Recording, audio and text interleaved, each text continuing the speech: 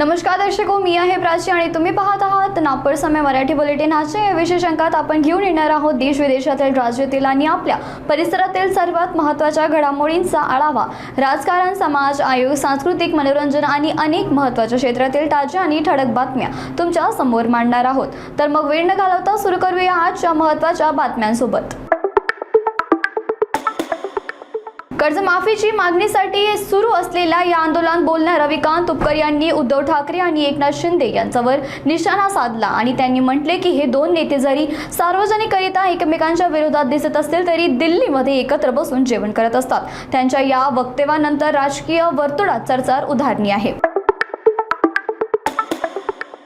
जळगाव जिल्ह्यातील जामनेर शहरात छत्रपती शिवाजी महाराज व्यापारी संकुलातील एका कुशन दुकानाला भीषण आग लागण्याची घटना समोर आली। या आगीत लाखोंचे नुकसान झाले।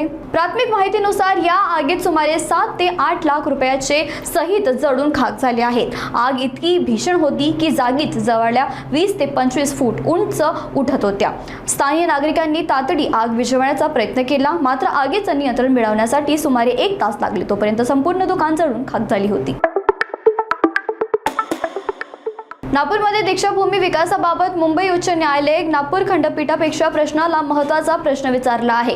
दुबई सिंगापूर मॉडेलचा उल्लेख करण्याऐवजी प्रत्यक्षात कोणती विकास कामे होणार आहेत हे स्पष्टीकरण निर्देशन कोर्टाने दिले आहेत। दीक्षाभूमी विकासासाठी संबंधित प्रतिबंधित जनजाती याचिकांच्या सुमारेस दरम्यान हे निरीक्षण नोंदवले आहेत। राज्याचे सामाजिक न्याय मंत्री संजय सिरसाट यांनी 13 डिसेंबर 2025 रोजी झालेल्या बैठकीत या विकासाबाबत चर्चा केली होती। आता या प्रकारांची पुढील सुनावणी 21 एप्रिल रोजी होणार आहे। त्यावेळी प्रशासनाला स्वीकृत माहिती सादर करावी लागणार आहे।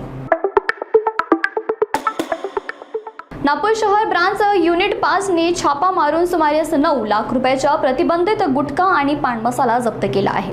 या प्रकरणात दिलीप गजभिये आणि रुपेश जेठानी या दोन्ही आरोपी अटक करण्यात आली आहे। पोलिसांच्या माहितीनुसार दोघेही प्रतिबंधित तंबाखूचे पदार्थ अवैधपणे विक्रीसाठी ठेवत होते आणि त्याच्याकडे कोणतेही अवैध कागदपत्र नव्हते। सध्या पोलिसांनी गुन्हेगारांविरुद्ध गुन्हा दाखल करून तपास सुरू केले आहे। आजच्या नागपूर समय बुलेटिनमध्ये इतकंच। आम्ही तुमच्या समोर आणत राहूया ताज्या महत्त्वाच्या आणि ठळक घडामोडी बातम्या आणत राहूया आणि तुमच्या समोर नक्कीच मांडत राहूया। व्हिडिओ आवडला असेल तर नक्कीच तुमच्या मित्रमंडळीसोबत शेअर करा आणि पुढच्या विशेष माहितीसाठी नागपूर समयवर पाहत राहा।